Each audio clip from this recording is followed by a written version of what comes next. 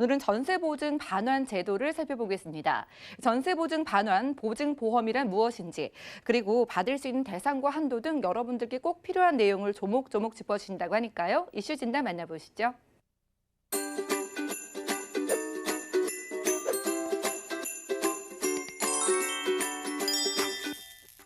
네, 집값이 하락하고 또 전세값이 또 떨어지고 하다 보면 집주인 입장에서는 현재 만기가 됐음에도 불구하고 전세금을 돌려주지 못하는 경우가 많죠. 물론 이 경우는 집값이 떨어지고 전세값이 변동이 생겼다라고만 보기는 어렵고요. 그만큼 수요가 뒷받침이 안 되는 지역의 주택을 갖고 있다라고 보셔야 됩니다. 실제적으로 세입자가 바뀌면서 새로운 세입자가 구해진다면 전세금을 돌려주지 못할 이유가 없죠. 당연히 실제적으로 그 지역이 수요가 그만큼 밑바탕으로 수요가 잔존 수요가 있는 지역이 아닌 약간 실제적으로 수요들이 흘러가는 넘쳐나지 않고 흘러 지나가는 지역이지 않을까. 뭐 지역적인 선택이 그만큼 부동산에서는 가장 중요하기 때문에 그 지역 선택을 잘못하게 되면 당연히 본의 아니게 전세금을 돌리지 못할 경우가 생길 수 있습니다. 그렇기 때문에 부동산 투자는 가장 중요한 게 입지입니다. 어디에 부동산을 갖고 있느냐가 가장 중요하기 때문에 그런 부분 한번 참고해 보시고요. 전세보증 반환 제도 말씀대로 보증금을 반환할 수 있는 방법을 찾아주는 겁니다. 전세계약 종료 시에 임대인이 임차인한테 돌려주지 못했을 때 실제적으로 전세금의 반환을 주택도시보증공사 아시죠? HUG에서 책임 보증을 해서 실제적으로 보증서를 발행하는 기관이죠. 주택도시보증공사에서 돈을 지급하는 게 아니고요. 보증서를 발행을 하고 그 보증서를 기준으로 해서 각 은행사에서 돈을 돌려주는 겁니다. 그래서 책임 보증하는 상품이다. 그러면 어떤 상품이 해당되느냐? 실제적으로 뭐 아파트, 단독, 다가구는 다 들어가겠죠. 거기에 주거용 오피스텔까지 들어가지만 주거용 오피스텔 같은 경우는 주 용도란에 주거용 및 또는 구분 등기가 되어 있는 부분을 필수로 참고를 하셔야 됩니다. 지금 말씀드리는 부분은 세입자 입장에서 제가 말씀드리는 거기 때문에 그 부분 참고하시고요. 주 용도란에 주거용으로 되어 있는지 또는 구분 등기가 되어 있는지 꼭 확인하시고요. 단독주택이라든가 다중주택 같은 고시원을 얘기를 하는 겁니다. 공관이라든가 어린이집, 아동센터, 복지시설 등은 제외가 되기 때문에 이런 부분은 꼭 참고하실 필요가 있다. 이렇게 말씀드리고 싶고요. 그래서 전세보증금 반환 신청 같은 경우는 보증 한도 금액이 얼마냐? 실제적으로 수도권 같은 경우는 7억 원 이하입니다. 그리고 그 외 지역은 5억 원 이하고요. 이 금액 기준은 선순위 채권이 있느냐 없느냐에 따라 달라지겠지만 실제적으로 7억 원 정도의 전세로 들어가는 사람이 선순위 채권이 있는 주택에 계약을 하지는 않습니다. 그렇기 때문에 당연히 어떤 주택가액이 얼마가 됐는지 모르겠지만 실제적으로 전세 계약을 하게 되면 전세권 설정도 할 테고요. 기타 여러 가지 어떤 안전장치를 할 테지만 기본적으로 채무가 있는 주택에는 아마 전세 계약을 하기가 참 어려울 거예요. 그렇기 때문에 뭐 이런 부분은 선순위 채권이 있다 없다, 전세 보증금보다 먼저 최우선 변제가 될 금액이 있느냐, 집을 정리를 하더라도 내가 돌려받을 수 있는 금액이 얼마가 되느냐, 이거는 등기부 등본을 확인을 해보셔야 됩니다. 실제적으로 전세 계약을 체결을 할 때 어느 누구나 각 부동산에서 다 등기부 등본을 열람을 하게끔 의무화되어 있지만 본인이 또 개별적으로 열람을 하셔서 내가 계약하는 시점까지 아무런 채권이 없는지 그것도 확인하셔서 이런 어떤 그 큰 금액을 돌려받지 못한 일이 없어야 된다 말씀드리고 싶고요. 보증 신청 기한 같은 경우는 신규 전세 계약 같은 경우는 잔금 지급일과 전입 신고일 다를 수 있죠. 잔금 지급일하고 또 바로 전입 신고를 못할 수도 있기 때문에 전입 신고일 중에 늦은 날부터입니다. 어떤 날이 빠르냐가 아니라 가장 늦게 한 날부터 전세 계약 기간의 2분의 1이 경과하기 전, 결론적으로 말씀드리면 전세 계약은 보통 통상 2년이기 때문에 1년이 경과하기 전까지는 현재 보증 신청을 해야 된다는 얘기고요. 또 갱신계약이 있을 수 있죠. 더 살거나 아니면은 또는 올려둔다 하더라도 내가 더 살겠다라고 하는 경우도 있기 때문에 갱신 전에 전세 계약 만료일 이전 1개월부터 계약기간 만료일 1개월 이전부터 갱신이 가능하고요. 전세 계약서상의 전세 계약 기간의 2분의 1이 경과하기 전, 이건 말씀드린 대로 또 1년입니다. 1년이 경과하기 전에 갱신 계약을 할 수 있다. 이렇게 보시면 될 것 같고요. 이런 부분은 임차인 입장에서 말씀드리면 본인들이 다 챙겨야 되는 부분입니다. 이런 것들 어느 누구도 가르쳐주지 않기 때문에 실제적으로 인터넷 검색만 몇 번 하더라도 이런 부분은 아주 자세히 나와 있기 때문에 참고 좀 해보시고요. 자, 그러면 보증을 했을 경우에는 보증료가 따라들겠죠.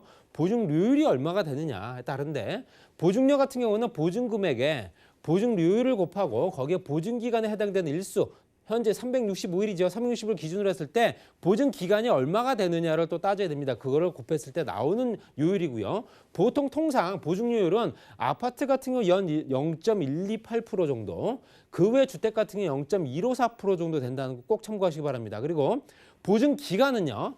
보증서 발급일로부터 전세 계약의 만료된 시점부터 1개월까지입니다. 만료가 이번 달에 됐다 하더라도 다음 달까지 보증이 되는 거는 꼭 알고 계셔야 됩니다. 그렇기 때문에 1개월까지 보증 기간이 현재 설정이 돼 있다 보시면 될 것 같고요.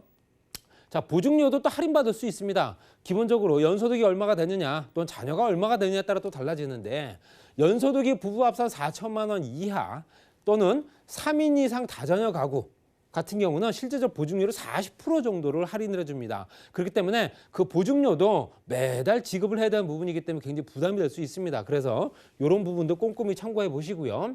신혼부부 같은 경우도 조금 더 할인 대상을 확대를 했습니다. 그래서 기존에는 혼인기간 5년, 연소득 6천만 원 이내를 얘기했는데요.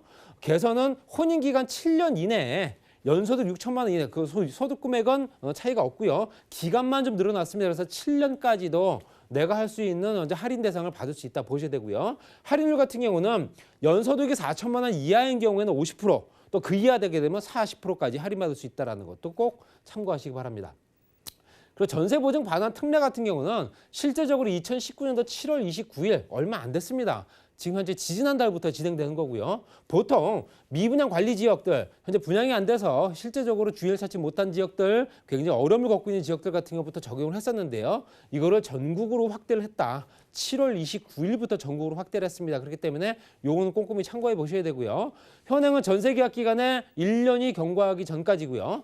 그런데 특례 같은 경우는 전세계약 만료일 6개월 전까지만 해도 됩니다. 6개월이 남아있는 상태에서 1년 6개월을 살고 6개월이 남아있는 상태에서도 가능하고요. 신청 요건 같은 경우는 전세금 수도권 7억 원, 그 외 5억 원이지만 금액이 좀 줄었습니다. 수도권 지역 같은 경우는 5억 원, 그 외 지역은 3억 원으로 좀 줄었다는 거 보시면 될 것 같고요.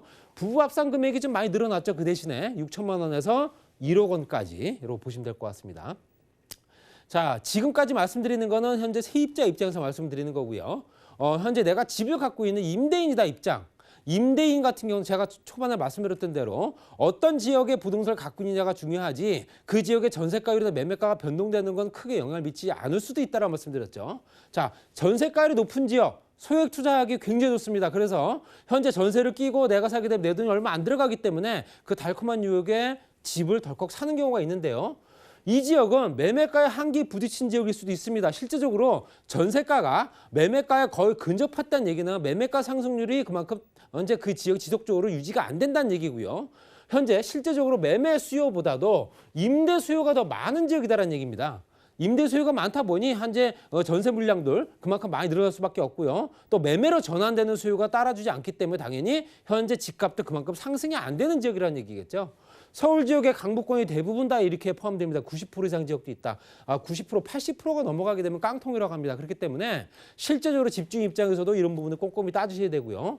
공급량 증가 또는 수요 감소, 공급량이 늘어나거나 주변에 수요가 갑자기 감소되거나 말씀드린 대로 수요가 따라주지 못한 지역은 현재 깡통이 될 가능성이 크다라고 말씀드렸죠. 그것 때문에라도 가격이 떨어진다는 얘기고요. 소액 투자 가능해 보이나 향후에 투자 가치가 얼마나 있을까라는 생각도 장기적으로 보셔야 됩니다. 2년 금방 오기 때문에 그런 부분을 꼼꼼히 한번 보셔야 되고요. 그럼 반대로 전세가율이 낮은 지역, 내 돈이 많이 들어가는 지역입니다. 내가 집을 다세대 주택을 하나 사더라도 상대적으로 현재 차액이 많이 발생하는 지역들 소액 투자는 불가능하겠죠. 당연히 작은 돈으로 투자는 안 됩니다. 그렇지만 이런 지역들은 임대가가 매매가를 쫓아가지 못하는 지역이다. 매매가 상승률이 훨씬 더 높은 지역이고 손바뀜이 많이 일어나면서 전세가는 항상 2년 전의 시세이기 때문에 그 시세가 따라오기에는 현재 턱없이 부족하다. 당연히 임대 수요보다 매매 수요가 많은 지역이죠. 집에 손바뀜이 많이 일어난다는 얘기는 그 지역의 집값은 반드시 뛴다는 얘기입니다. 전세 가격이 낮은 게 아니겠죠. 그렇다고 해서 매매가 상승률이 훨씬 더 높기 때문에 전세 가격이 낮은 게 아니고 상승률이 현재 매매가 상승률이 높다. 전세 가격 상승률보다 이렇게 보셔야 되고요. 대부분 서울 지역 중에 강남권이 대부분입니다. 실제적으로 현재 다세대 주택을 하나 구입하시더라도 현재 투룸 다세대 주택도 보통 내 돈이 6, 7천만 원 이상 들어가야 된다고 보셔야 되고요. 추가 공급 물량의 한계는 당연히 알고 계실 겁니다. 재건축 말고는 물량을 확보할 방법이 없습니다. 그래서 재건축 물량들은 워낙 비싸기 때문에 소형으로 들어갈 수 있는 현재 저가의 주택 같은 경우는 저층 단지에는 단독 다가구 다세대밖에 없다는 얘기겠죠. 당연히 매매 전세 또는 현재 그 지역에 있는 매매가 가격 상승 같이 이루어집니다. 추가 공급 물량의 한계점에 부딪혔기 때문에 요즘같이 또 분양가 상한제 얘기 나오면 강남 지역부터 집값이 오른 이유도 그런 겁니다. 갭 투자는 어려우나 향후에 가치 상승 여건이 충분하다. 이런 걸 보시게 되면 지금 현재 내가 임차인 입장, 임대인 입장 여러 가지를 봤지만 임차인 입장에서는 꼼꼼히 따져봐야겠지만 임대인 입장이 된다면은 그 지역을 먼저 선택을 하시고 그 지역의 입지, 수요가 얼마나 풍부한가 이걸 보시게 되면 절대로 반환 못할 일이 없다. 이렇게 말씀드리면서 투자의 어떤 방법을 한번 찾아보시기 바랍니다.